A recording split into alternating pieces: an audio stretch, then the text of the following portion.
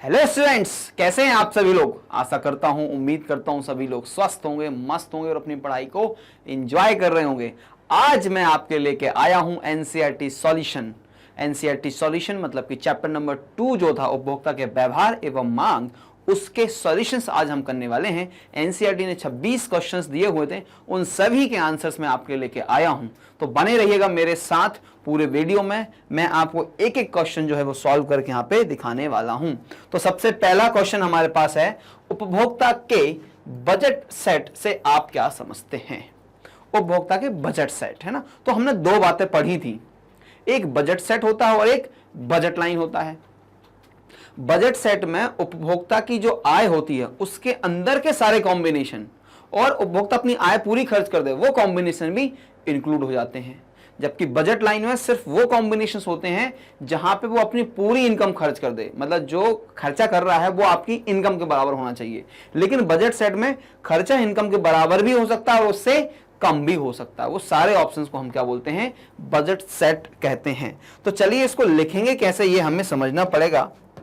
हम इसको लिखेंगे कैसे वो समझना पड़ेगा। जब प्रचलित बाजार का मूल्य पर एक उपभोक्ता दो वस्तुओं के सभी संयोगों या बंडलों को अपनी दी हुई आय से खरीद सकता है तो इसे बजट समूह या बजट सेट की संज्ञा दी जाती है। उदाहरण के लिए मान लेते हैं एक उपभोक्ता की आय जो है वो 20 रुपए है। ठीक है जी, उपभोक्ता की आय 20 रुपए है और वो दो कमोडिटी पे खर्च करता है, कमोडिटी एक्स और कमोडिटी बाय। कमोडिटी एक्स 2 रुपए की आती है, कमोडिटी बाय 3 रुपए की आती है।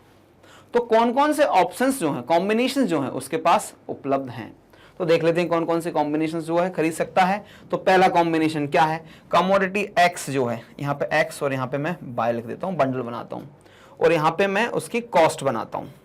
ठीक है जी, यहाँ पे क्या बनाता हूँ, कॉस्ट बनाता हूँ। तो पहले ऑप्शन में मैं लेता हूँ कि कमोडिटी एक्स जो है उसको 1 लेता है और वाई को 0 लेता है। दूसरे ऑप्शन में 2 0, फिर 3 0, फिर 4 0, फिर 5 0, 6 0, 7 0, 8 0। अभी ये कहाँ पे कितनी कॉस्टिंग हो रही है, 2 रुपए हो रही है। यहाँ पे 4 6, यहाँ पे 8, यहाँ पे 10, यहाँ पे 12 14 16 20 रुपए तक जा सकता हूँ मैं। मतलब कि मैं एक्स और वाई के क्या खरीद सकता हूँ, 9 0 10 0। अब 10 0 पे क्या हो जाएगा, मेरा पूरा 20 रुपए खर्च हो जाएगा। कोई बात नहीं, एक तो मेरे पास ये बंडल्स हैं। अब मैं उल्टा कर लेता हूं उसको, कैसे कि अब x को 0 करते हैं, y को लेते हैं हम। ठीक है, तो x का 0, y का 1, x का अगेन 0, y का 2, x का 0, y का 3, फिर 4 5 एंड 6। तो देखो ये 3 रुपए की प्राइस रहते ना, तो यहां पे हो जाएगा 3 6, फिर 3 6 9 12, फिर 15 और 18। क्योंकि इससे अगर 7वीं कमोडिटी खरीदूंगा तो 21 रुपए हो जाएगी, वो मेरे लिए उपलब्ध नहीं है। ये कॉम्बिनेशन हो गए।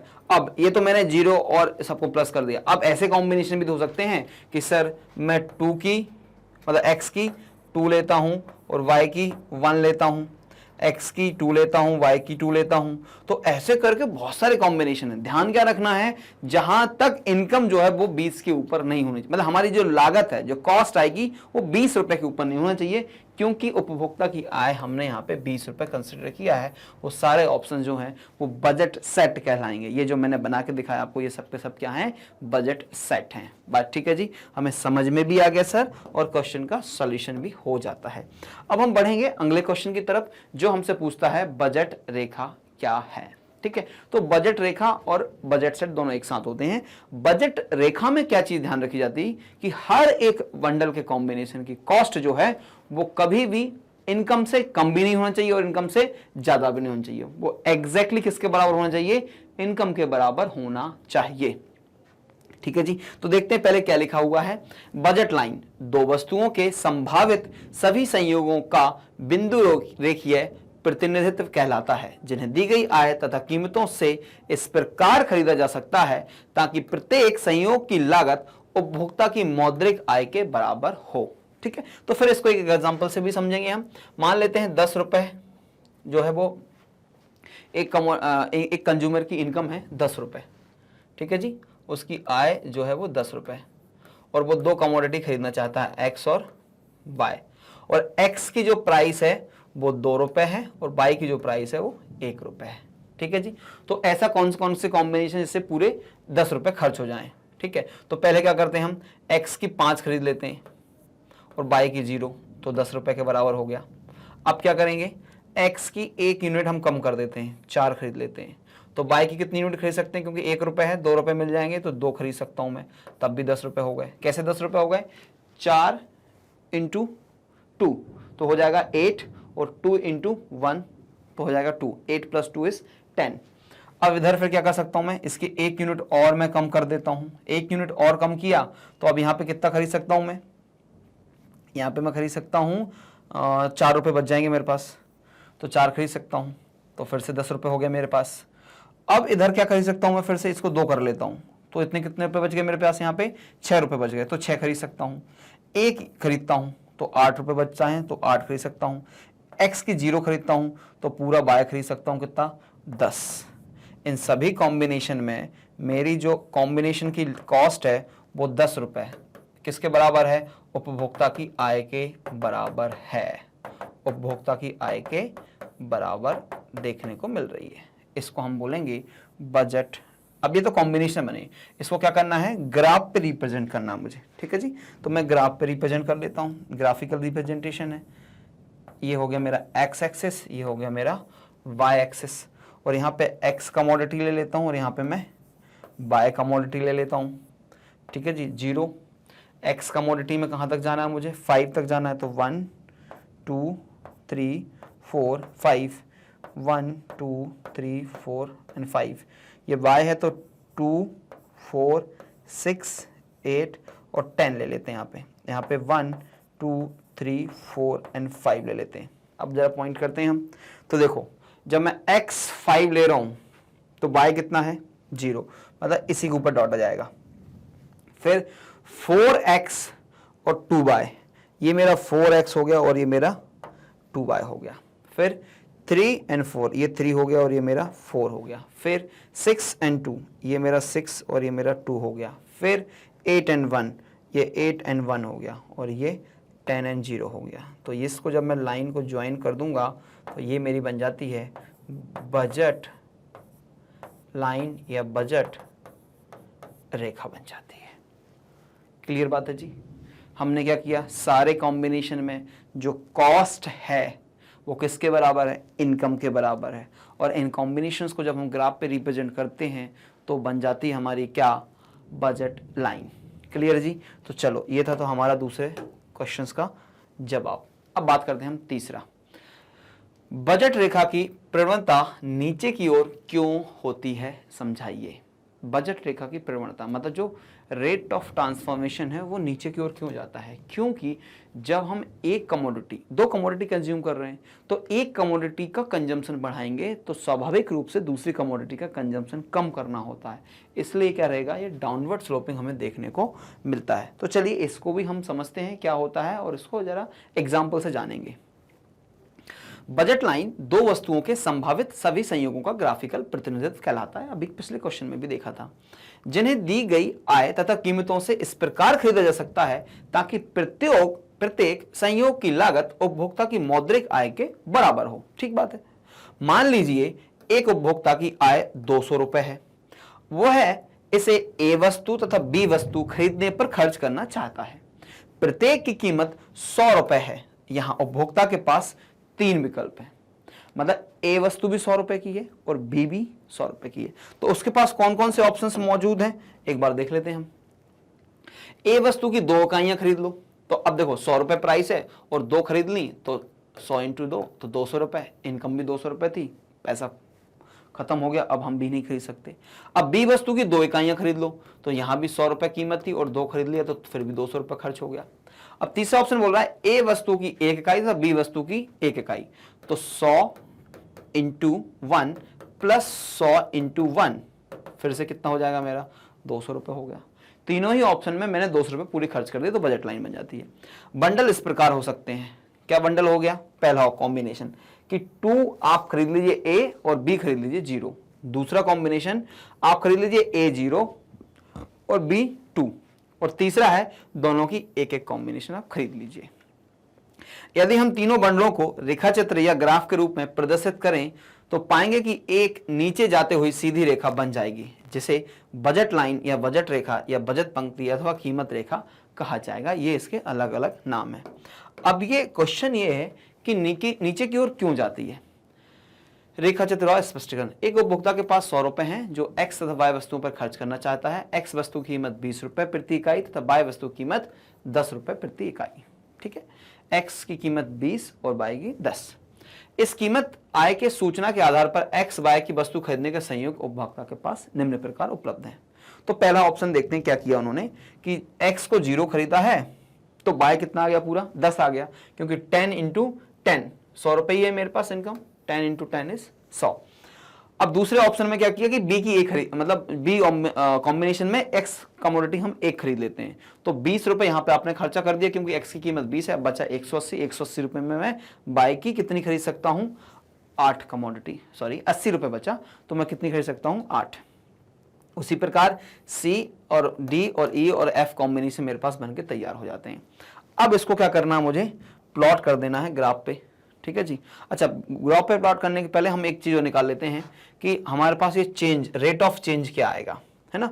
रेट ऑफ चेंज कैसे आया? देखो यहां पे मैंने क्या सेक्रीफाइस किया? बाय कमोडिटी को सेक्रीफाइस किया टू गेन 1 एडिशनल एक्स। कितना सेक्रीफाइस किया? 10 - 8। 2 सेक्रीफाइस किया टू गेन 1। तो फर्स्ट ऑप्शन में कुछ नहीं आता। सेकंड ऑप्शन में क्या आया? 2y upon 2y raise to 1x। मतलब मैंने 2y को सेक्रीफाइस किया to gain 1 additional commodity of x। उसी प्रकार हमने बाकी कॉम्बिनेशन का भी रेट निकाल लिया। क्या निकाल लिया? मार्जिनल रेट ऑफ ट्रांसफॉर्मेशन या MRSB इसको हम बोलते हैं। ये हमने कैलकुलेट कर लिया। इसी कारण हमारी जो रेखा है वो नीचे की ओर गिरती हुई होती है। अब देखो, इस चित्र में विभिन्न वस्तुओं को मिलाकर सीधी रेखा खींची गई है जो बजट लाइन या कीमत लाइन कहलाती है। ठीक है, तो मैंने कॉम्बिनेशन को सबको ड्रॉप कर दिया और ये नीचे की ओर जाते हुए दिख रही मुझे। ये क्वेश्चन था कि बजट लाइन की प्रवणता नीचे की ओर क्यों होती है? क्योंकि जो हमारा मार्जिन रेट ऑफ ट्रांसफॉर्मेशन है वो कांस्टेंट हो सकता है, डिक्लाइन नहीं हो सकता। तो हमने क्या देखा इस क्वेश्चन में?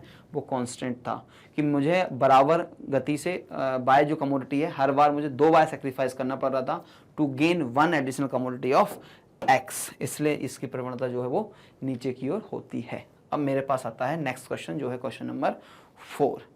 अब क्वेश्चन नंबर 4 बहुत बड़ा है क्योंकि क्वेश्चन नंबर 4 के बेस पे क्वेश्चन नंबर 5, 6, 7, 8 ये 4 क्वेश्चन और इसके ऊपर बेस्ड हैं। मतलब बेसिक इंफॉर्मेशन हमें क्वेश्चन नंबर 4 की रखनी है और वहां पे क्वेश्चन चेंज होते जाएगा कि क्या आंसर करना है। ठीक है, चलो पढ़ते हैं क्वेश्चन।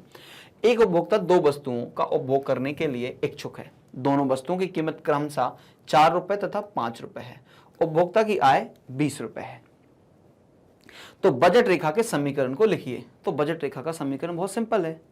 मान लेता हूं कि जो कमोडिटी फर्स्ट है इसको मैं मान लेता हूं ये एक्स कमोडिटी है और ये मान लेता हूं मैं बाय कमोडिटी है। ठीक है जी। तो क्या लिख दूंगा मैं बजट समीकरण?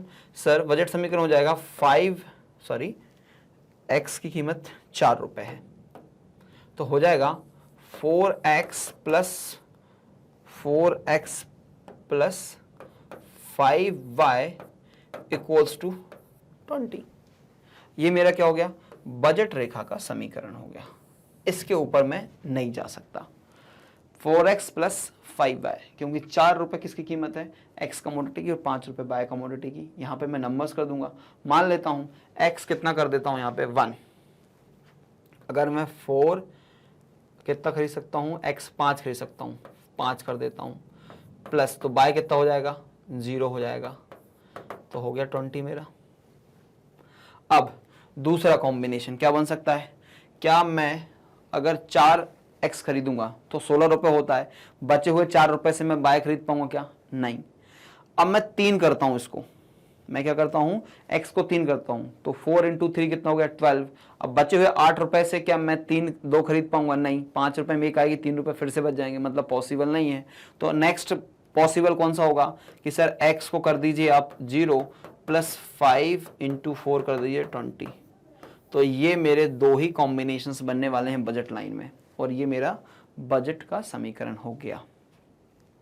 ठीक है जी, तो ये पहले क्वेश्चन का आंसर था। अब दूसरा क्वेश्चन पूछता है, उपभोक्ता यदि अपनी संपूर्ण आय वस्तु 1 पर व्यय करे तो वह उसकी कितनी मात्रा का उपभोग कर सकता है। तो सिंपल है, आय को डिवाइड कर दीजिए, एक कमोडिटी पे करना है तो इनकम को डिवाइड कर दीजिए कमोडिटी की प्राइस से, तो 20/4, तो आ गया 5 कमोडिटी जो है वो एक्स की खरीद सकता है, यदि वो पूरे 20 रुपए एक्स कमोडिटी या वैली कमोडिटी पे खर्च करना चाहते हैं तो। अब हमारे पास तीसरा प्रश्न है, यदि वो है अपनी संपूर्ण आय वस्तु 2 पर व्यय कर दें तो वह उसकी कितनी मात्रा का उपभोग कर सकता है। तो सिंपल है, उसकी आय को हम करेंगे, आय को भाग दे दीजिए आप वस्तु की कीमत से, तो आ जाएगा। तो आय हमारे पास 20 रुपए है और वस्तु की कीमत 5 रुपए है, 20 को हमने 5 से डिवाइड किया तो हमारे पास आ जाता है 4 कमोडिटी जो है वो कंज्यूम कर सकता है। अब लिख रहे हैं बजट रेखा की प्रवणता क्या है। तो बजट रेखा की प्रवणता, पहले तो बजट रेखा मैंने बताया था कितना खरीद सकते हैं हम, 4x की कितनी खरीद सकते हैं, x और y, फर्स्ट कमोडिटी x है और दूसरी y है, तो हम खरीद सकते हैं यहाँ पे 5 0 और इधर आएगा 0 4, तो प्रवणता क्या होगी 5x⁴y, ये बजट रेखा की प्रवणता जाएगा। मैंने 5x कमोडिटी को सेक्रीफाइस किया to gain 4 unit of y, ये हो जाएगी मेरी बजट रेखा की प्रवणता। बात समझ में आ गई। चलिए, तो ये तो 4 क्वेश्चन थे, इसके हमने जवाब यहीं के यहीं कर दिए। न्यूमेरिकल क्वेश्चन से सॉल्व करके आपको आंसर लिखते जाना है। फिर आता है प्रश्न 5, और प्रश्न 5 जो है वो 4 से संबंधित है। यदि उपभोक्ता की आय बढ़कर 40 रुपए हो जाती है परंतु कीमत अपरिवर्तित रहती है तो बजट रेखा में क्या परिवर्तन होता है। आप क्या करना पड़ेगा मुझे, देखिए उपभोक्ता की आय कितनी थी यहाँ पे 20 रुपए और कीमत 4 और 5 थी, तो लिख लेते हैं हम एक्स कमोडिटी की कीमत 4 और 5, और जो पुरानी इनकम थी वो थी हमारे पास 20 रुपए। अभी बोल रहे हैं बढ़कर कितनी हो जाती है 40, इसको बढ़ा दीजिए आप, आय को 40 रुपए कर दीजिए।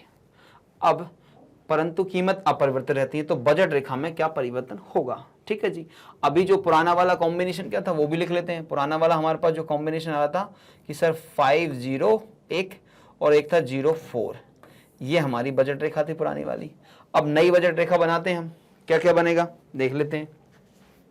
40 रुपए पूरे खर्च करना है तो क्या करता हूं, पहले मैं बाय से स्टार्ट करता हूं खरीदना, तो यहाँ पे x और यहाँ पे y, और यहाँ पे मेरी आ जाएगी कॉस्ट। अब कॉस्ट को भी एक काम कीजिए, इसको थोड़ा सा डिटेलिंग कर लेते हैं अच्छे से अपन। यहाँ अपन प्राइसेस भी लिख लेते हैं इनकी, है ना। ये हो गई क्वांटिटी, ये हो गई मेरी प्राइस। तो प्राइस क्या हो जाएगा, इसको थोड़ा और बड़ा करेंगे, मतलब पूरा कंप्लीट एक बार समझ लीजिए कि कैसे हम इसको सॉल्व कर रहे हैं।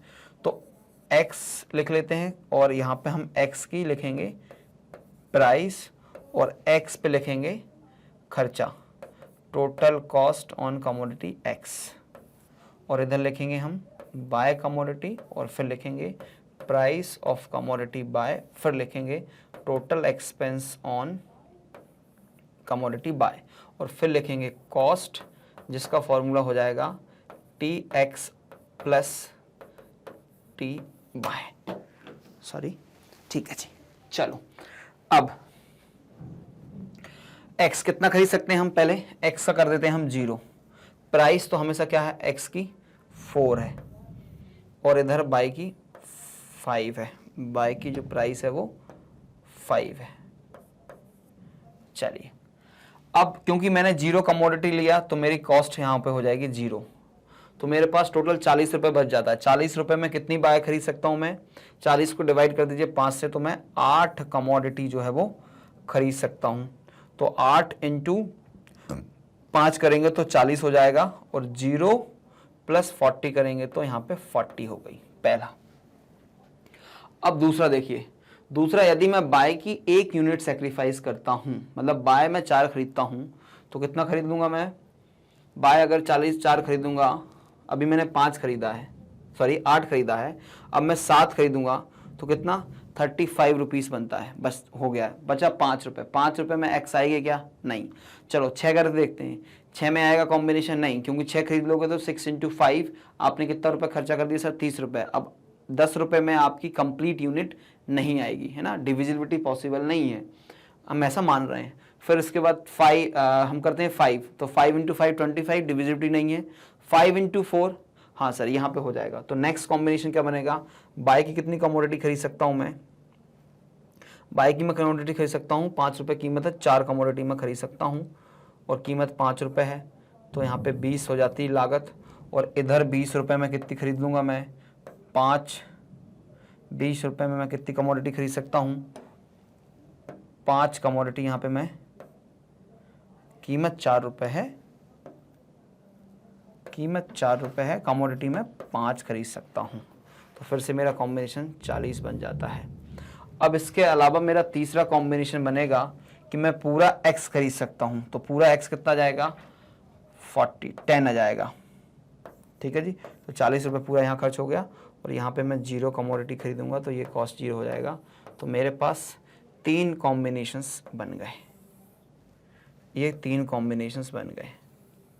अब देखो पुरानी बजट रेखा बनाता हूँ मैं। पुरानी बजट रेखा कैसे बनेगी? ये मेरा हो गया x एक्सिस और y एक्सिस, और इधर मेरे पास 0 है और इधर मेरे पास x है और इधर मेरे पास y है। तो 1 2 3 4 एंड 5, इधर भी 1 2 3 4 एंड 5, ठीक है जी। चलो इसको मैंने प्लॉट भी कर दिया। हाँ, अब देखो पहला क्या? 50 में क्या है कि सर मुझे x की 5 लेना है, तो ये ले लिया, और y की 0, और इधर क्या करना है? x की 0 और इसकी 4, तो ये मेरी बजट रेखा थी। अब इसी पे क्या बना दूं मैं? दूसरी वाली। तो यहाँ पे मैं 10 खरीद सकता हूँ, तो मतलब मुझे दूसरा वाला बनाना पड़ेगा। जब मैं क्या करता हूँ, इसी में चेंज कर देता हूँ। x 10 तक जा रहा है, y तो मेरे पास, अच्छा y भी जा रहा है, तो इसको प्लॉटिंग में थोड़ा सा चेंज करना पड़ेगा हमें। प्लॉटिंग क्या करते हैं, अभी चेंज कर देते हैं, दूसरा बना लेते हैं, x एंड y। अब 1 2 3 4 5 और हम रखेंगे यहाँ पे 2 4 6 8 और 10, इधर भी y है तो रखेंगे हम 2 4 6 8 एंड 10। अब देखिए पहला कॉम्बिनेशन क्या है मेरे पास? 8 एंड 0, 8 y की और 0 किसकी? x की, तो यहाँ पे आ जाएगा। फिर क्या है मेरे पास? फिर है मेरे पास 4 एंड 5, तो 4 ये रही किसकी? y की, और ये रही 5, तो ये मेरा पॉइंट आएगा हेयर। फिर क्या है? 10 एंड 0, और ये मेरा 10 एंड 0, ये मेरा बन गया नया बजट लाइन, और ये मेरा बन गया पुराना बजट लाइन। अगर मैं पुराने बजट लाइन को इसी पे बना दूंगा तो हमें समझ में क्लैरिटी ज़्यादा हो जाएगी। तो इधर क्या था मेरे पास? 4y था, ठीक है जी, और इधर मेरे पास क्या था? 50। तो पुराना अगर इसी पे बनाऊंगा तो ये बनेगा और नया ये बनेगा। तो प्रभाव क्या पड़ा कि सर बजट लाइन ऊपर की ओर शिफ्ट हो गई। अब बजट लाइन ऊपर की ओर शिफ्ट क्यों हो गई? क्योंकि पहले इनकम मेरी 20 रुपये थी और अब मेरी इनकम बढ़ के 40 रुपये हो गई। मतलब मैं दी हुई कीमतों पे अब ज़्यादा कमोडिटी कंज्यूम कर सकता हूँ, ज़्यादा कमोडिटी खरीद सकता हूँ, ठीक है जी। तो ये था बजट रेखा में परिवर्तन। बजट रेखा में परिवर्तन क्या हुआ कि सर ऊपर की ओर बजट रेखा जो है वो खिसक जाती है, दाईं ओर खिसक जाती है ऊपर की ओर, ठीक है। चलो अब कंटिन्यू करेंगे। नेक्स्ट क्वेश्चन जो है प्रश्न क्रमांक 6, इसमें भी लिखा है कि प्रश्न 4 से संबंधित है। यदि वस्तु 2 की कीमत, मतलब बाय कमोडिटी के बारे में बात कर रहे हैं, 1 रुपये की गिरावट आ जाए, परंतु वस्तु 1 की कीमत में तथा उपभोक्ता की आय में कोई परिवर्तन नहीं है, तो बजट रेखा में क्या परिवर्तन आएगा? चलिए तो अब देखो लिख लेते हैं। पुरानी इंफॉर्मेशन क्या है? x, y और i। x की कीमत है 4 और y की है 5, और क्या बोल रहे हैं कि इनकम जो थी वो 20 रुपये थी। अभी परिवर्तन क्या बोल रहे हैं, ये इसको 4 रहने दीजिए, बाय जो है उसको 1 रुपये कम कर दीजिए, ये भी 4 की हो जाएगी और इनकम भी 20 लीजिए।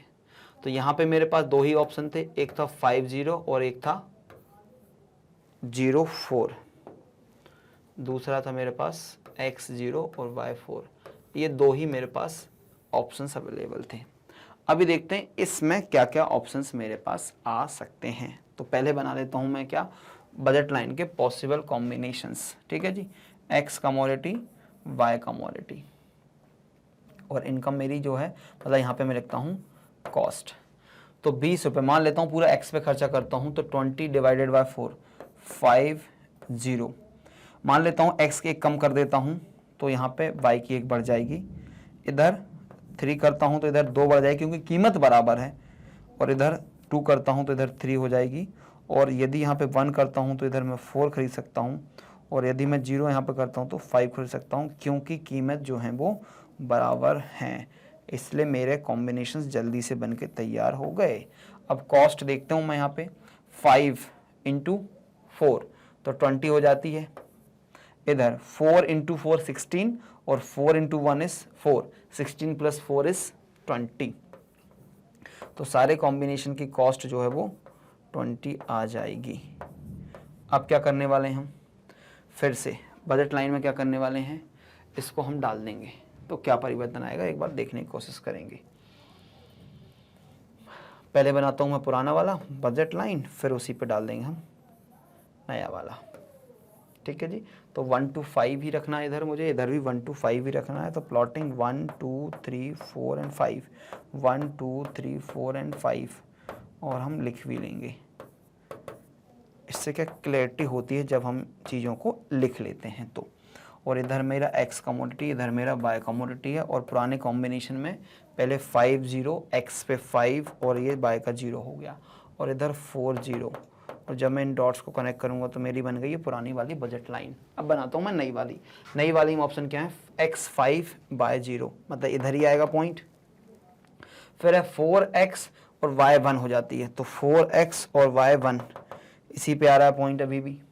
फिर क्या है 3 2, ये 3 और ये रहा 2, इस पे आ रहा है पॉइंट मेरा फिर से।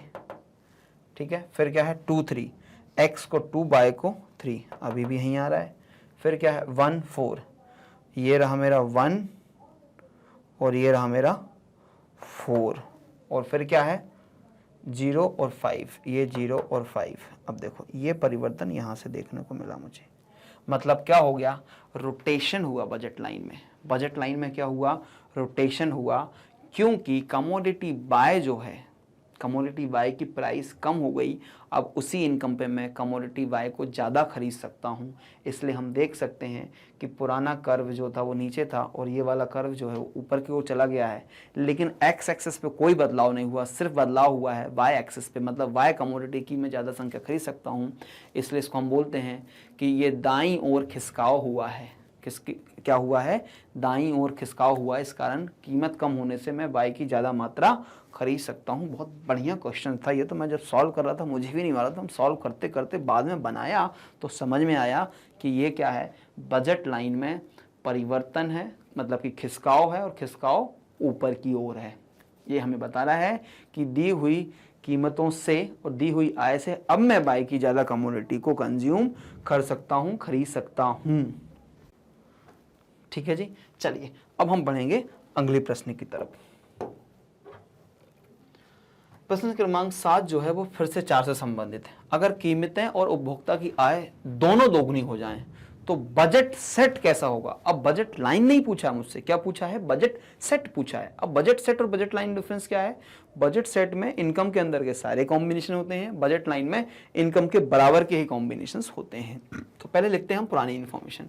पुरानी इन्फॉर्मेशन है एक्स और वाई, एक्स 4 रुपये, वाई 5 रुपये, और जो इनकम थी वो किसके बराबर थी, वो है 20 रुपीज़। अब बोल रहे हैं सबको डबल कर दीजिए, है ना। अगर कीमतें और उपभोक्ता की आय दोनों दोगुनी हो जाए तो बजट सेट कैसा होगा। तो कर लेते हैं इसको डबल। डबल करने में क्या हो जाएगा, ये 8 रुपये हो गई एक्स की, और वाई की हो गई 10 रुपीज़, और इनकम हो गई यहाँ पे हो जाती कंप्लीट, है ना। चलो, तो अब मेरे पास बजट सेट, पहले तो पुराने बजट सेट लिखने पड़ेंगे मुझे, क्योंकि इसके पहले मैं बजट लाइन ही लिख रहा था। तो पुराने बजट सेट क्या बनेंगे, फिर नए बजट सेट। मेरे ख्याल से कोई परिवर्तन तो नहीं आना चाहिए क्योंकि दोनों बढ़ रही हैं, लेकिन फिर भी बना के देखना पड़ेगा हमें कि क्या हो रहा है। तो पुराने बजट सेट बनाते हैं पहले तो भाई। अब पुराने बजट सेट में समझो क्या कर सकता हूं मैं, पहले एक्स के कॉम्बिनेशंस लिखता हूं, एक्स और बाय, और इधर मेरी होती है क्या, कॉस्ट। अब देखिए 20 रुपीज़ की इनकम है, यदि पूरा पैसा मैं एक्स पे खर्च करता हूं तो कितनी एक्स खरीद सकता हूं मैं, कितनी एक्स खरीद सकता हूं, 20 डिवाइडेड बाय 4, 5x जो है वो मैक्सिमम मैं खरीद सकता हूं पुराने ऑप्शन में। तो 5 लिख देता हूं और अभी बाय को 0 कंसीडर करता हूं मैं। फिर इधर मैं 4 भी ले सकता हूं, इसको 0 रखते हैं। फिर इधर मैं क्या कर सकता हूं, 3 कर सकता हूं, इसको 0 करते हैं। 2 0 1 0। अब जरा उल्टा करते हैं हम, पूरा पैसा बाय पे खर्च करते हैं तो 20/5, 4 से स्टार्ट करेंगे तो 0 4 0 3, और क्या खरीद सकता हूं मैं, 0 2, और क्या खरीद सकता हूं भैया, और खरीद सकता हूं मैं यहाँ पे 0 रहेगा और इसके मैं 1 खरीद सकता हूं। अब दोनों 0 0 से तो कोई मतलब नहीं बनेगा, कोई सेट नहीं बनता है। तो ये मेरे पास पॉसिबल कॉम्बिनेशंस हैं जो मैं खरीद सकता हूं, ये मेरा पूरा बजट सेट। अब देखो इसमें कॉस्टिंग लगाते हैं, 5 × 4 20, पूरा 20 रुपये खर्चा हो गया। 4 × 4 16 रुपये खर्चा हुआ। 3 × 4 12 रुपये खर्चा हुआ। 2 × 4 8 रुपीज़ खर्च हुआ, और यहाँ पे 4 रुपये खर्चा हुआ, क्योंकि बजट सेट है, इनकम के अंदर कुछ भी कॉम्बिनेशन है 20 रुपये के ऊपर नहीं होना चाहिए। फिर इधर क्या है 0, तो मतलब यहाँ 0 हो जाएगा। 4 × 5 5 हो गया, सॉरी 4 × 5 इज 20 हो जाएगा, ये हो गया 20 रुपये। अब 3 × 5 15 रुपये, 10 रुपये, और ये 5 रुपये। ये मेरे पास पुराने बजट सेट में पुरानी इनकम के साथ अवेलेबल कॉम्बिनेशंस थे। अब पूछ रहा है कि दोनों को डबल कर दीजिए, फिर से बजट सेट बनाइए। डबल कर देते हैं, फिर से बजट सेट बनाते हैं, एक्स बाय और कॉस्ट। तो पहले एक्स पे खर्चा करता हूँ, पूरा 40 रुपये अगर मैं एक्स पे खर्चा करता हूँ कितना खरीद सकता हूँ, 40 डिवाइडेड बाय 8, तो मैं 5 खरीद सकता हूँ। अभी बाय को मैं 0 करता हूँ, ठीक है। फिर तो मैं कम करते जाता हूँ उसको, 4 भी खरीद सकता हूँ, 3 भी खरीद सकता हूँ, 2 भी खरीद सकता हूँ, और 1 भी खरीद सकता हूँ। अब यदि मैं पूरा पैसा बाय कमोडिटी पे खर्चा कर रहा हूँ तो कितना खरीदूंगा, 40 डिवाइडेड बाय 10, तो 4 खरीद सकता हूँ। 0 के साथ 3 भी खरीद सकता हूँ, 0 के साथ 2 भी खरीद सकता हूँ, 0 के साथ 1 भी खरीद सकता हूँ।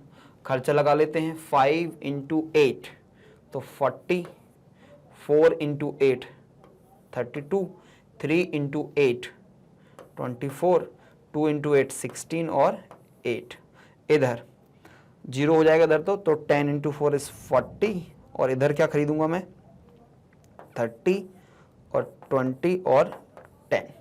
ये मेरा हो गया यदि मेरी इनकम और कीमतें दोनों बढ़ जाती हैं। तो आप देखो क्या कमोडिटी में दोनों में कोई परिवर्तन दिखा रहा है, मतलब इनकम में कॉस्ट में दिखा रहा है, कॉस्ट बढ़ गई क्योंकि प्राइस बढ़ गई और इनकम भी बढ़ गई। क्या कमोडिटी में कोई परिवर्तन आ रहा है, नहीं सर। पुराने जो एक्स के कॉम्बिनेशन थे अभी भी वही हैं, और सर बाय के एक्स के वे भी वही हैं, और वाई के भी वही कॉम्बिनेशन जो पुरानी इनकम और के साथ बढ़ रहा है। ऐसा क्यों हो रहा है, क्योंकि हमने कीमत और इनकम दोनों को डबल कर दिया। इसलिए हमारा आंसर क्या बन जाएगा कि बजट सेट जो है वो वैसा का वैसा होगा जैसा कि पुरानी इनकम और कीमतों के साथ था, इसमें कोई बदलाव नहीं होने वाला है। अगर दोनों में से कोई एक चीज चेंज हुई होती तो जरूर हमारा बजट सेट है उसमें परिवर्तन देखने में मिलता। बात क्लियर हो जानी चाहिए एकदम। चलिए अब बढ़ेंगे हम नेक्स्ट क्वेश्चन की तरफ। मान लीजिए कि कोई उपभोक्ता अपनी पूरी आय का व्यय करके वस्तु 1 की 6 इकाइयां तथा वस्तु 2 की 8 इकाइयां खरीद सकता है। दोनों वस्तुओं की कीमत क्रमशः 6 रुपए तथा 8 रुपए है, तो उपभोक्ता की आय कितनी होगी। तो उपभोक्ता की आय निकाल लेते हैं, ये बजट लाइन का क्वेश्चन है, क्योंकि उपभोक्ता की आय जो है वो कॉस्ट के बराबर होगी। तो हम क्या कैलकुलेट कर लेते हैं कि एग्जिस्टिंग कंजम्पशन से उसकी कॉस्टिंग क्या है, ठीक है। तो कॉम्बिनेशन क्या है, वस्तु 1 और वस्तु 2, तो वस्तु 1 और वस्तु 2। वस्तु 1 की 6 इकाइयां खरीद रहा है और वस्तु 2 की 8 इकाइयां खरीद रहा है ना। अब वस्तु 6 की कीमत कितनी है, कीमत से मल्टीप्लाई कर दूंगा मैं, फिर दोनों को जोड़ दूंगा तो मेरी कॉस्ट आ जाएगी। तो इसकी जो प्राइस है और इसकी जो प्राइस लिख देता हूं, इसकी 6 रुपए है और इसकी 8 रुपए है। तो कितना खर्चा कर रहा है, दोनों को मल्टीप्लाई कर दीजिए। 36 रुपये खर्चा कर रहा है वो किस पे, वस्तु एक पे, और 8 × 8 64 रुपीज़ खर्चा कर रहा है वो वस्तु दो पे। तो दोनों को प्लस जब हमने किया तो ये जो खर्चा आ रहा है वो 100 रुपये के बराबर आ रहा है। और यदि बजट लाइन पे है, बजट लाइन पे ऐसा जम्सन है, तो इसकी आय जो है वो 100 रुपये के बराबर हो जाएगी। बहुत सिंपल था ये क्वेश्चन। ठीक है जी, क्या करना था कि जितनी कमोडिटी वो कंज्यूम कर रहा है उसको मल्टीप्लाई कर दीजिए प्राइस के साथ, प्लस कर दीजिए दूसरी कमोडिटी को मल्टीप्लाई करके, तो हमारे पास कॉस्ट आ जाती है, और जो कॉस्ट होती है वो आय के बराबर होती है, उससे ऊपर नहीं हो सकती। ठीक है, तो इसलिए हमने क्या बोला, उपभोक्ता जो है उसकी आय, अपनी पूरी आय लिखा है, ठीक है, तो कॉस्ट के बराबर हो जाएगी। इसलिए ये बजट लाइन से क्वेश्चन था, बढ़िया क्वेश्चन था, ये भी छोटा था।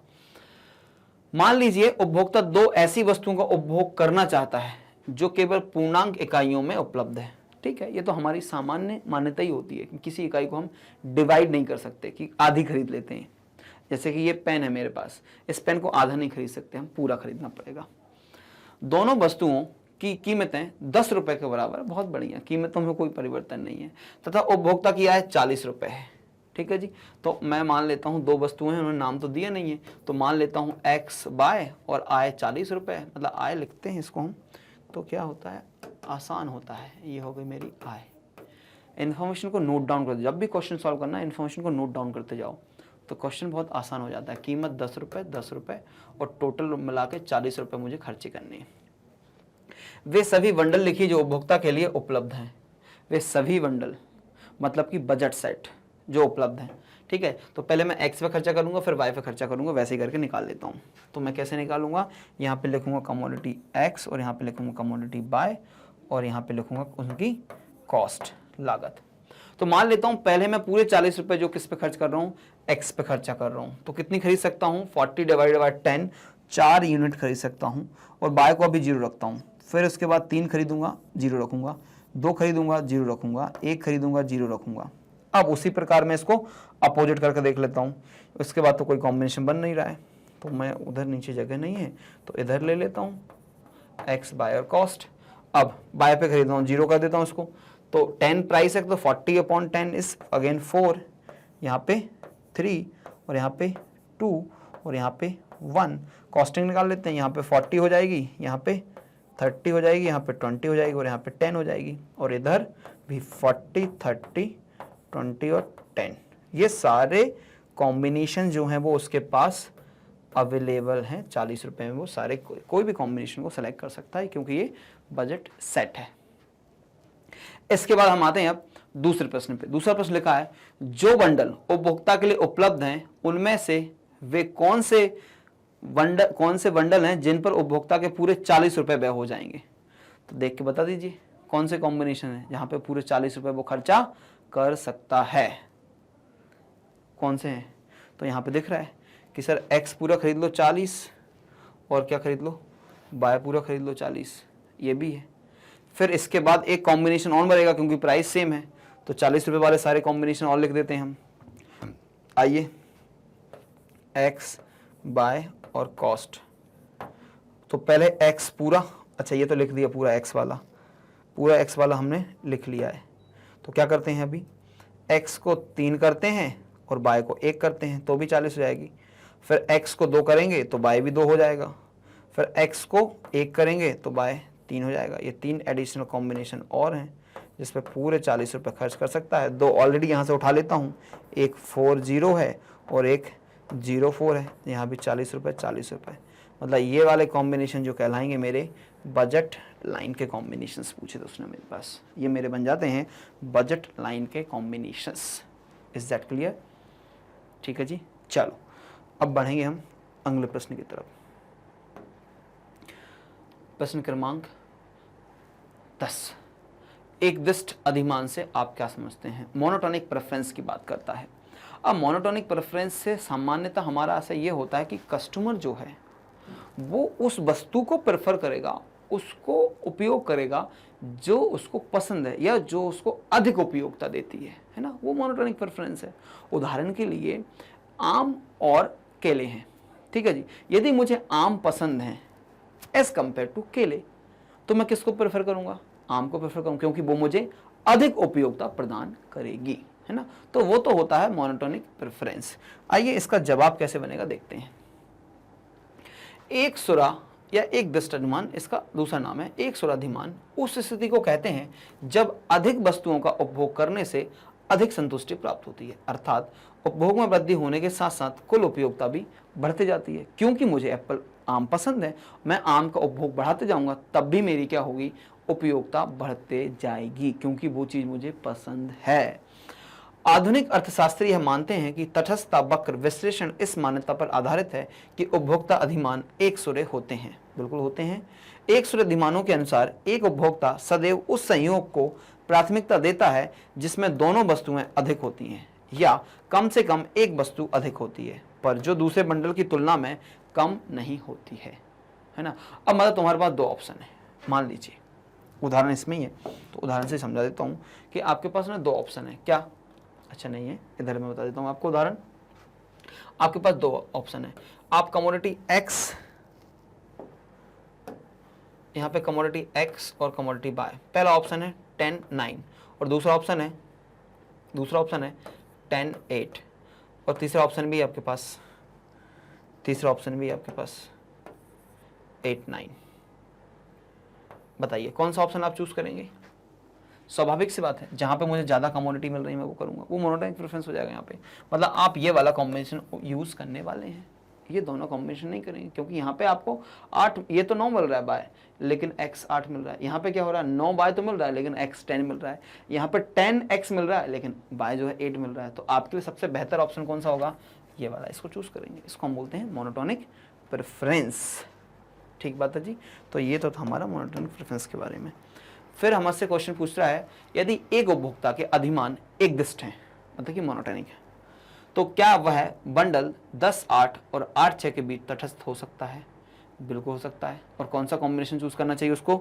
10 और 8 वाला कॉम्बिनेशन उसको चूज करना चाहिए, क्योंकि वो तटस्थ होगा। ठीक है जी। तो चलो इसका आंसर क्यों हम बन रहा है ऐसा देख लेते हैं एक बार। बात सिंपल है, मतलब अगर x और y कमोडिटी है, पहला कॉम्बिनेशन 10 और 8 है और दूसरा कॉम्बिनेशन 8 और 6 है।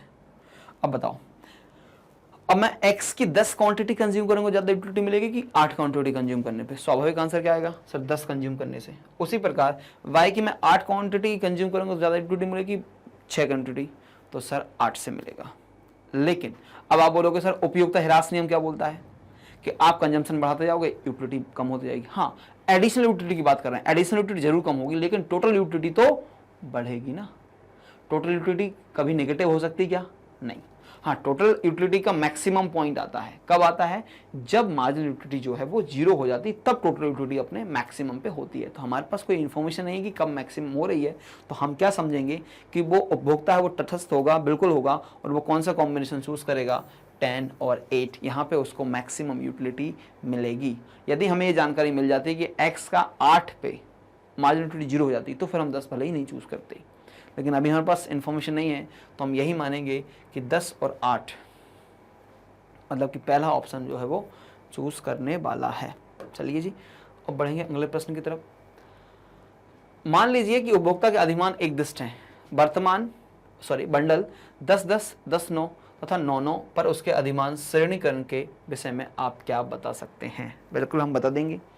हम यही बताएंगे फिर से कि यदि ये x कमोडिटी, ये y कमोडिटी और 10-10 बोल रहे हैं और 10-9 और 9-9, तो मैं तो कौन सा ऑप्शन, क्योंकि अगर मैं मोनोटोनिक प्रेफरेंस लेता हूं तो मैं कौन सा ऑप्शन चूज करूंगा?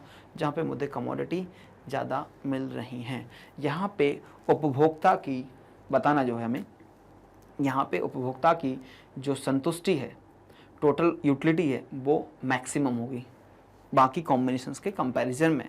क्योंकि बाकी कॉम्बिनेशन की हम जब चर्चा करेंगे तो x तो ठीक है यहाँ तो बराबर है, लेकिन बाय में यहाँ पे उसकी यूटिलिटी कम हो जाएगी, और इस केस में तो दोनों में ही उसको एक यूनिट कम मिल रहा है।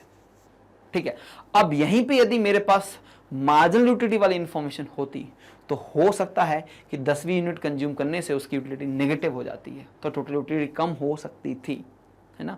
तो law of diminishing marginal utility को भी हमें ध्यान में रखना पड़ता है जब हम मोनोटोनिक प्रेफरेंस की बात करते हैं। तो law of diminishing marginal utility क्या बोलता है कि सर जैसे जैसे आप कंजम्पशन बढ़ाते जाते हो, जैसे जैसे आप कंजम्पशन बढ़ाते जाते हो तो आपको मिलने वाली एडिशनल यूटिलिटी जो होती है वो डिक्रीज हो जाती है। मान लेते हैं फर्स्ट यूनिट कंज्यूम करने पे 20 मिलती थी, तो दूसरी यूनिट कंज्यूम करने पे 16 मिल रही है, फिर आपको 12 मिल रही है, फिर आपको 8 मिल रही है, फिर आपको 4 मिलती है, फिर आपको 0 हो जाती है, फिर -4 हो जाती है और फिर -8 हो जाती है।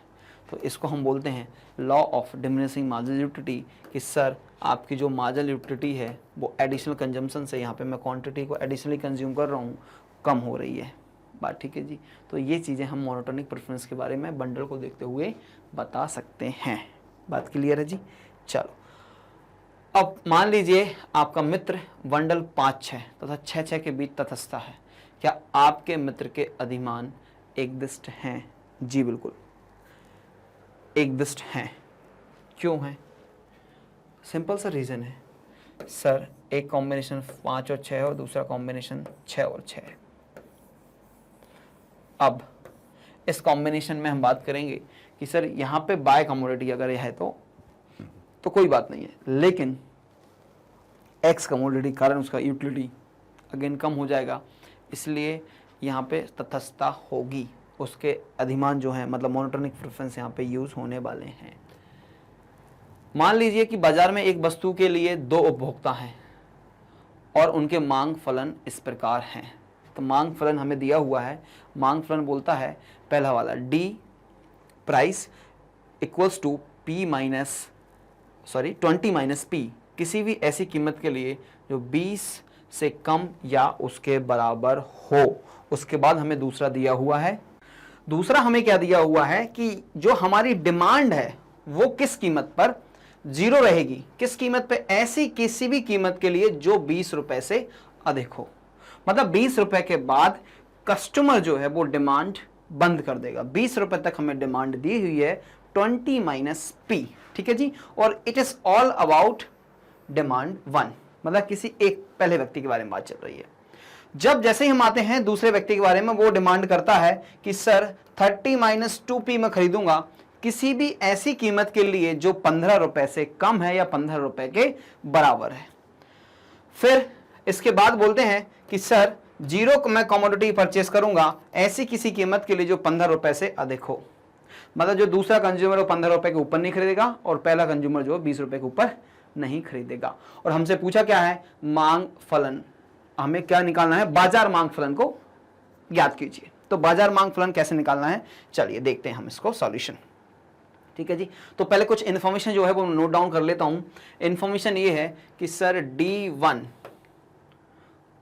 P equals to 20 minus P किसी भी ऐसी कीमत के लिए जो 20 से कम, प्राइस इज लेस देन और इक्वल्स टू 20, और यदि प्राइस इज ग्रेटर देन 20 है तो DP1 जो है वो 0 हो जाता है। फिर जो हमारी दूसरी इक्वेशन है वो D2P equals to 30 minus 2P यदि price is less than and equals to 15 रुपए है, और D2P इज इक्वल्स टू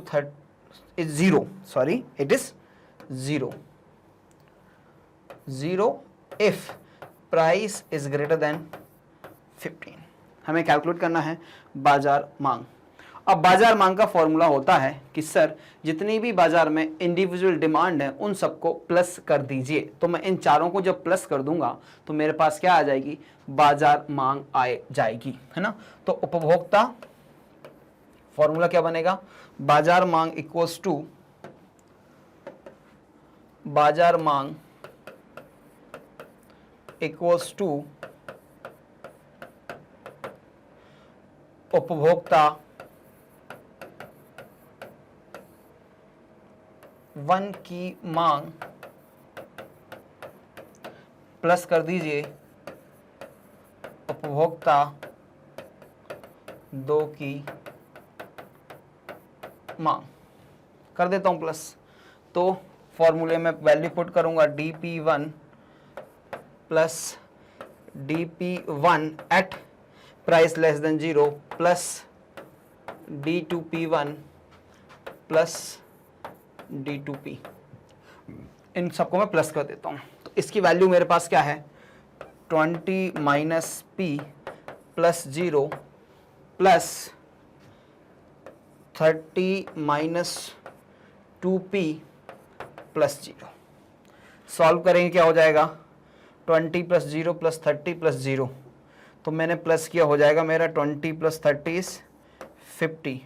अब ये क्या, माइनस माइनस होगा तो प्लस, लेकिन साइन माइनस का रहेगा तो 3p।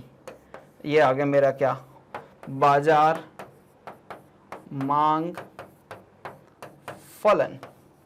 क्या आ गया मेरा, बाजार मांग फलन। ठीक है जी, ये मुझसे क्वेश्चन में पूछा था, ज्ञात करके बताइए। तो मैंने कुछ नहीं किया, इंडिविजुअल डिमांड को ऐड ऑन कर दिया तो मुझे मार्केट डिमांड मिल जाती है। ठीक बात है जी। चलिए अब बढ़ेंगे हम अगले प्रश्न की तरफ। अगला प्रश्न पूछता है, मान लीजिए वस्तु के लिए 20 उपभोक्ता हैं, एक वस्तु के लिए 20 उपभोक्ता हैं तथा उनके मांग फलन एक जैसे हैं, बस सबके एक जैसे, कोई बदलाव नहीं है। और मांग फलन क्या है, dp equals to 10 minus P, किसी ऐसी कीमत के लिए जो 10/3 से कम हो अथवा बराबर हो। d1 p0 किसी ऐसी कीमत पर जो 10/3 से अधिक हो। बाजार मांग का फलन ज्ञात कीजिए। तो क्या करना है मुझे, कुछ नहीं करना है, बाजार मांग का फलन मैं ज्ञात कर लेता हूं। तो यहां पे मेरा क्या है, बाजार मांग फलन। अगेन क्या करूंगा, यहां पे मैं सभी उपभोक्ताओं की मांग को प्लस कर दूंगा, लेकिन 20 है यहां पे, तो मैं मल्टीप्लाई कर लेता हूं, क्योंकि उपभोक्ता मांग फलन, और क्योंकि सबकी एक जैसी है, उपभोक्ता मांग फलन को मल्टीप्लाई कर दूंगा मैं उपभोक्ताओं की संख्या से। उपभोक्ताओं की संख्या से जब मैं इसको मल्टीप्लाई कर दूंगा तो मेरा आंसर आ जाएगा। तो बाजार मांग फलन को कैसे डिनोट करूंगा मैं, dm इक्वल्स टू क्या है भैया, बाजार ये है मेरा 10 माइनस 3p, और कितने हैं मेरे पास उपभोक्ता, 20। कितने हैं मेरे पास उपभोक्ता, 20 बात। ठीक है जी।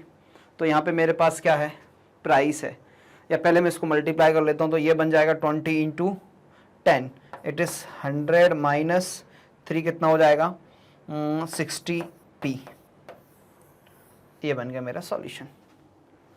कुछ नहीं किया, मैंने सीधा क्या कर दिया, मल्टीप्लाई कर दिया, क्योंकि मेरे पास एक उपभोक्ता का जैसे उसका मांग का व्यवहार है, वैसे ही सभी उपभोक्ताओं का मांग का व्यवहार है। ये क्वेश्चन में मुझे लिखा हुआ था, है ना, ये लिखा, उनका मांग फलन एक जैसे हैं। तो मैंने क्या किया, सीधा उसको मल्टीप्लाई कर दिया। और ये किसके लिए है, कोई भी कीमत जो 10/3 के बराबर या उससे कम है, इसके ऊपर में 0 हो जाएगा, क्योंकि वो कंज्यूम नहीं करेंगे।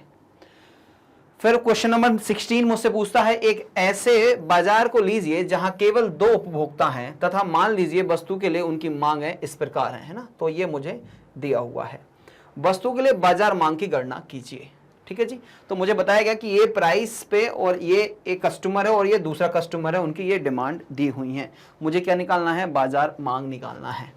तो फिर से मैं क्या करूंगा, यहाँ पे प्राइस, ये पहले उपभोक्ता की मांग, ये दूसरे उपभोक्ता की मांग, और इन दोनों को जब मैं प्लस कर दूंगा तो मुझे क्या मिल जाएगी, market demand. That is market demand equals to d1 plus d2, d1 plus d2। Price 1 से लगा के 6 तक, 1 2 3 4 5 और 6। ठीक है जी। चलो अब d1 क्या है, 9 8 7 9 8 7 6 5 एंड 4। ठीक बात है। फिर है 24 20 18 16 14 एंड 12। अब मुझे कुछ नहीं करना, इन दोनों को प्लस करते जाना है। तो मैं करूंगा 9 प्लस 24 इक्वल्स टू 33। फिर 8 प्लस 20 28। फिर 7 plus 18 25। 6 plus 16 6 plus 16 22, 5 plus 14 5 plus 14 19, then 4 plus 12 is 16। ये बनकर तैयार हो गया मेरा सॉल्यूशन। मुझे मार्केट डिमांड कैलकुलेट करने के लिए बोला था, मैंने उपभोक्ता 1 एवं उपभोक्ता 2 दोनों की डिमांड को प्लस कर दिया तो मार्केट डिमांड बन जाता है। ठीक है जी, चलिए नेक्स्ट क्वेश्चन की तरफ आगे बढ़ेंगे।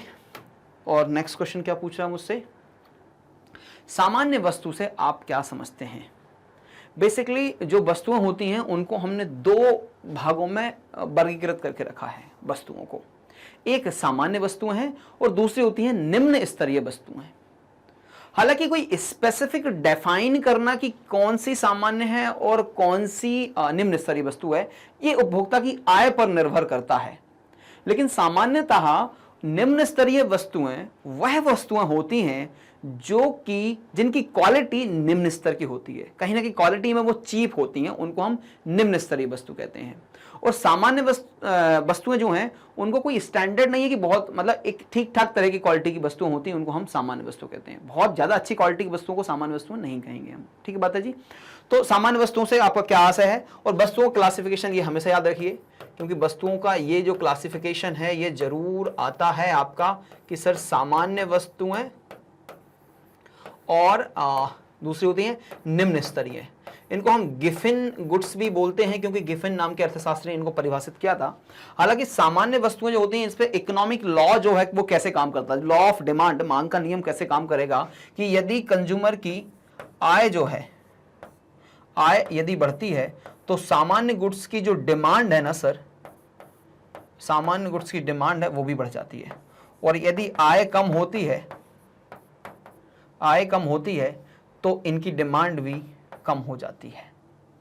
आय बढ़ेगी तो क्या होगा, इनकी डिमांड बढ़ जाएगी, आय कम होगी इनकी डिमांड कम। लेकिन निम्न स्तरीय वस्तुओं में क्या होता है, यहां पे जब वस्तु की मतलब इनकम बढ़ती कंज्यूमर की इनकम बढ़ने से इनकी डिमांड कम हो जाती है, और कंज्यूमर की इनकम कम होने से इनकी डिमांड बढ़ जाती है।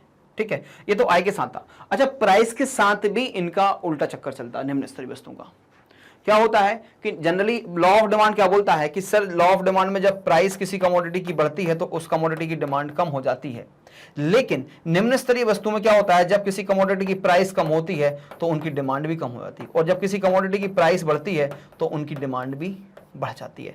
तो मतलब ये लॉ ऑफ डिमांड का एक्सेप्शन भी होता है निम्न स्तरीय वस्तुएं। ठीक है, ये आय के साथ चलता है उनका रिलेशनशिप, और ये चलता है उनकी कीमत के साथ। तो सामान्य और निम्न स्तरीय वस्तु को इकोनॉमिक्स में इस तरह डिफाइन करके रखा है।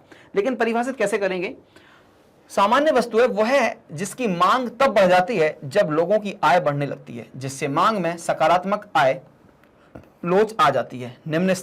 निम्न वस्तुएं नकारात्मक आय लोच से संबंधित होती हैं, जबकि सामान्य वस्तुएं सकारात्मक आय लोच से संबंधित होती हैं। तो इकोनॉमिकली हम इनको डिफाइन कर सकते हैं, इकोनॉमिक रिलेशन उसके आधार पर हम इसको परिभाषित कर सकते हैं। ठीक है जी, तो सामान्य क्वालिटी की जो चीजें होती हैं उनको हम सामान्य वस्तुएं भी कह सकते हैं। चलिए जी, अगला प्रश्न है मेरे पास, निम्न स्तरीय वस्तुओं को परिभाषित कीजिए। कुछ उदाहरण भी इनने हमसे मांगे हैं। अर्थशास्त्र में निम्न स्तर वस्तु वह वस्तु होती है जिसकी मांग उपभोक्ता की आय बढ़ने पर कम हो जाती है, क्योंकि उसकी क्वालिटी ठीक नहीं लग रही थी उसको, तो अब उसकी इनकम बढ़ जाएगी तो वो सामान्य वस्तुएं खरीदने लग जाएगा। ठीक बात है जी। मान लीजिए जो बाजार है, बाजरा है, तो बाजरे को एज कंपेयर टू गेहूं उससे निम्न स्तर की वस्तु माना जाता है। तो अब किसी व्यक्ति की आय इतनी थी कि सिर्फ वो बाजरा ही खा सकता था, गेहूं नहीं खा सकता था। तो जैसे उसकी इनकम बढ़ेगी तो बाजरा खाना बंद कर देगा, गेहूं खाना स्टार्ट कर देगा। तो बाजरे को हमने निम्न स्तर की वस्तु माना है।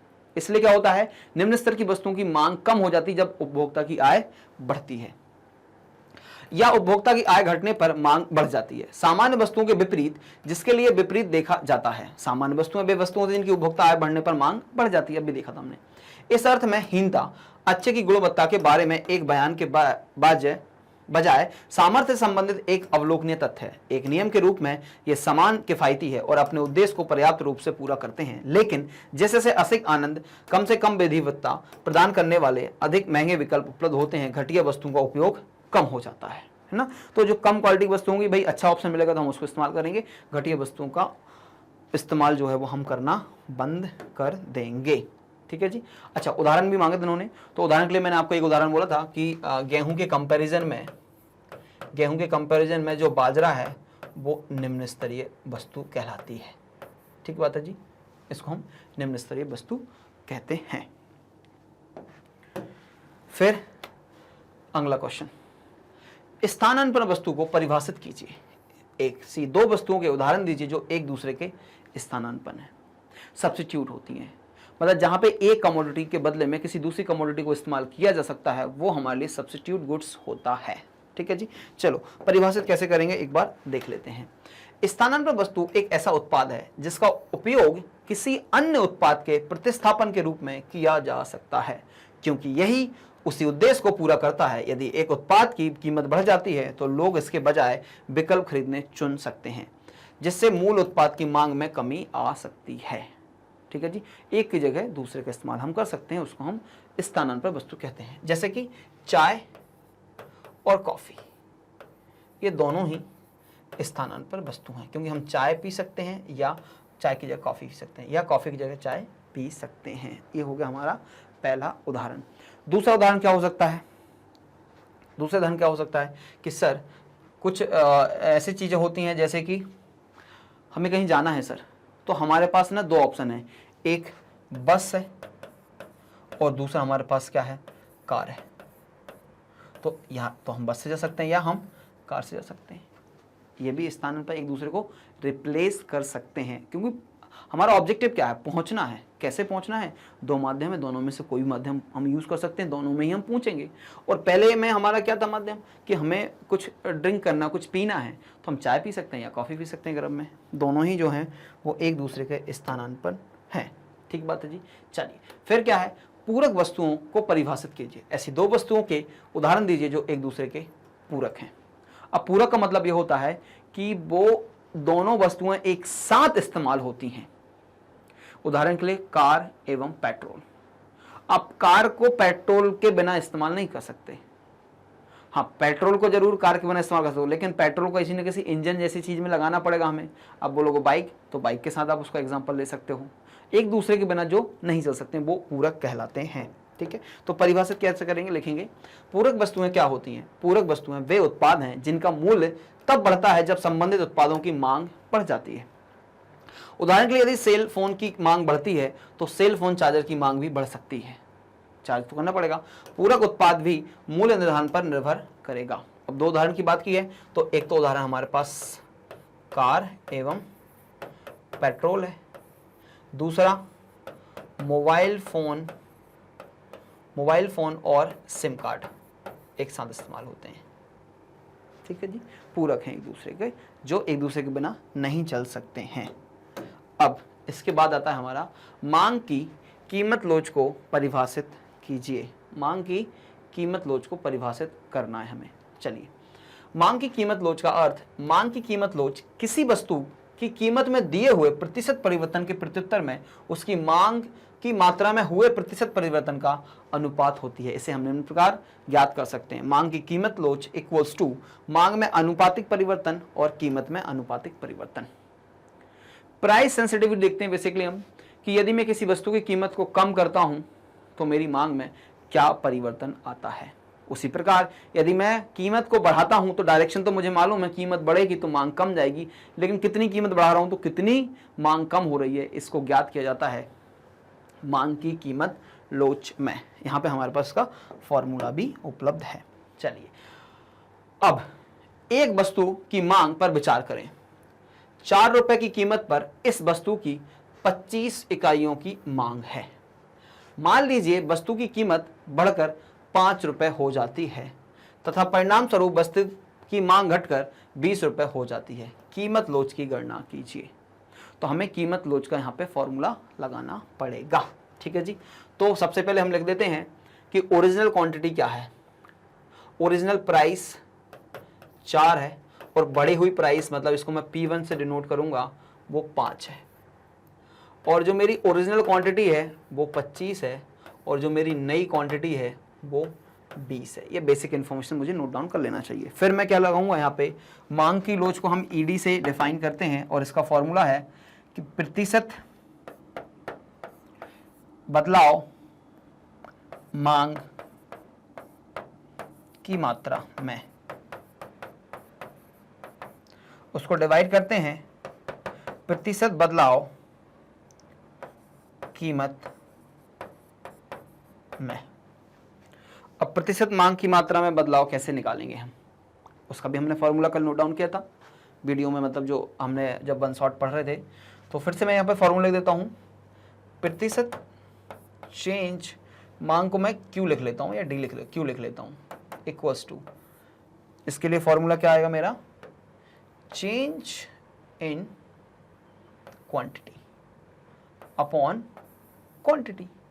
अब चेंज इन क्वांटिटी कैसे आएगा sir, change in quantity equals to Q1 minus Q। अब Q1 कितना है, अभी मैं नोट डाउन कराया था, 20 माइनस 5, तो मेरा चेंज इन Q आ गया -5, तो लिखूंगा -5 अपॉन 25। इसको सॉल्व करेंगे तो 1/5 माइनस का 1/5 का मतलब होता है 1/5, इसको मल्टीप्लाई भी 100 से करेंगे तो इट इज़ -20%, इट इज़ -20%। उसी प्रकार मुझे क्या निकालना है, percentage change in price, that is P, change in P upon P into 100, यहाँ भी इंटू 100 था।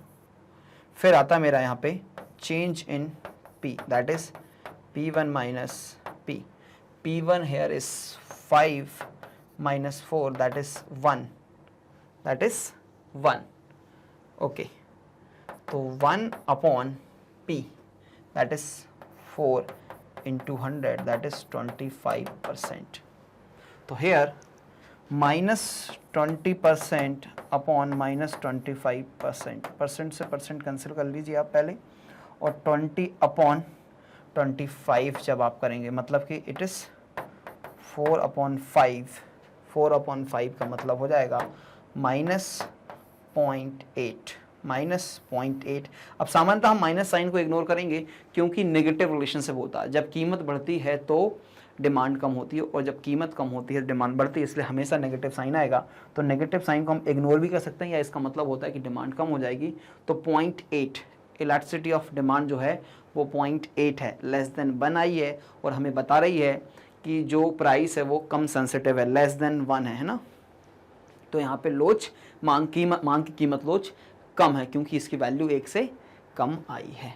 बात ठीक है जी, ये था हमारा प्रश्न क्रमांक 22 का सॉल्यूशन।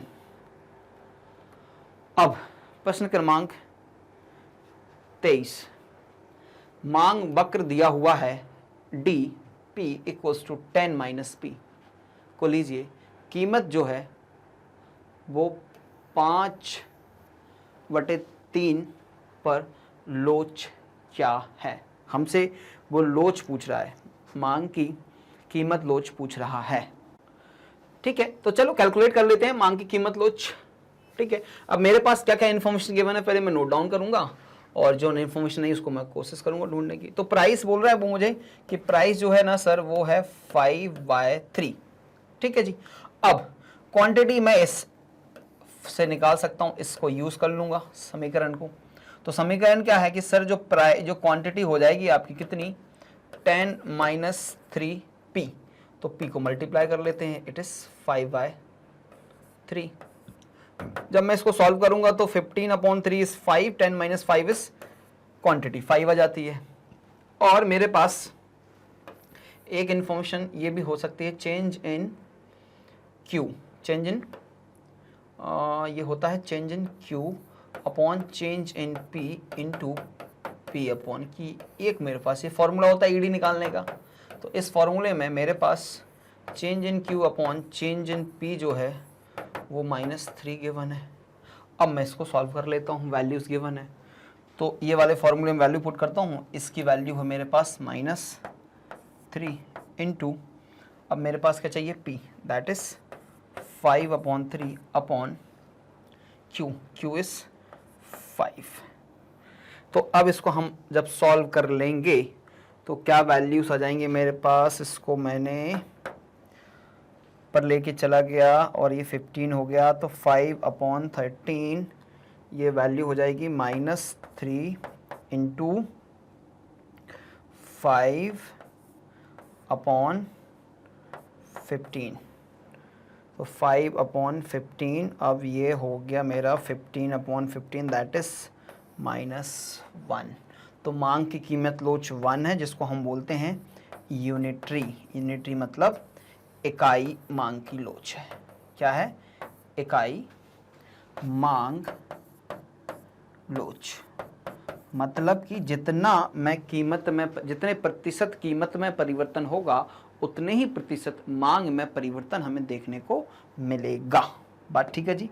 चलिए अगला प्रश्न लेते हैं। मान लीजिए किसी वस्तु की मांग की कीमत लोच -0.2 है और यदि वस्तु की कीमत में 5% की वृद्धि होती है तो वस्तु के लिए मांग में कितनी प्रतिशत कमी हो जाएगी। तो फॉर्मूला हम फिर से यूज करेंगे, ED equals to percentage change in quantity upon percentage change in price. मांगी गई मात्रा में परिवर्तन को हमने कीमत के परिवर्तन से जो है वो डिवाइड कर देते हैं। तो मेरे पास इलास्टिसिटी ऑफ डिमांड जो है कीमत लोच गिवन है -0.2 और इसकी वैल्यू मुझे नहीं मालूम, तो इसको मैं कंसीडर कर लेता हूं x और ये इसकी वैल्यू मेरे पास कितनी गिवन है 5%। अब ये 5% को जब मैं इधर -0.2 से मल्टीप्लाई करूंगा तो x की वैल्यू मेरे पास आ जाएगी -1। तो क्या बोलना चाह रहे हैं कि सर हम यहाँ पे -1 मतलब कि 1%, सॉरी -1 नहीं, ये आएगी मेरी वैल्यू 1%। अगर 5% से कीमत में वृद्धि होती है तो मांग में कमी 1% से हो जाएगी। मांग में कमी 1% से हो जाएगी साहब, एकदम क्लियर। अब बढ़ेंगे हम अगले प्रश्न की तरफ। मान लीजिए किसी वस्तु की मांग की कीमत लोच -0.2 है। यदि वस्तु की कीमत में 10% वृद्धि होती है तो उस पर होने वाला व्यय किस प्रकार बढ़ेगा। मतलब कि जो हमारी मांग की कीमत लोच है वो <1 है और <1 है, तो जब वस्तु की कीमत बढ़ रही है तो हमारा कुल व्यय भी बढ़ जाएगा। कितना बढ़ेगा इसको व्यय विधि से नहीं निकाल सकते, है ना, क्योंकि क्या है 1 से कम है। इलास्टिसिटी ऑफ डिमांड इज <1 और कीमत में वृद्धि है, कीमत में वृद्धि है तो हमारे कुल व्यय में भी वृद्धि हमें देखने को मिलेगी। बात ठीक है जी। अब इसके बाद बढ़ेंगे हम अगले प्रश्न की तरफ। संभवतः ये अंतिम प्रश्न है। मान लीजिए कि किसी वस्तु की कीमत 4% की गिरावट होने के परिणाम स्वरूप उस पर होने वाला व्यय 2% की वृद्धि हो गई है। आप मांग की लोच के बारे में क्या कहेंगे। तो वस्तु की कीमत बढ़ गई है और उससे क्या होने वाला व्यय बढ़ रहा है। कीमत बढ़ने से व्यय बढ़ रहा है, मतलब कि यहाँ पे मांग की लोच जो है वो 1 से अधिक होनी चाहिए। इसके अलावा कितनी होगी उसको हम कैलकुलेट नहीं कर रहे हैं। ठीक बात है जी। तो ये था हमारा अंतिम प्रश्न का जवाब। बात ठीक है। जैसा कि आप जानते हैं मैग्नेट ब्रेन्स आपको सभी विषय में विषयवार वीडियो उपलब्ध करवाता है। हमारे टॉप कोर्सेज की जानकारी यहाँ पे उपलब्ध है, जैसे कि CBSE English medium, spoken English, CUT, NTIC, olympiad, फिर CBSE हिंदी मीडियम में हम प्रोवाइड करते हैं आपको content. UP board, Bihar board, MP board के लिए स्पेसिफिक कंटेंट हमारे YouTube चैनल पर उपलब्ध होता है। तो बने रहिएगा मैग्नेट ब्रेन्स के साथ। Thank you so much.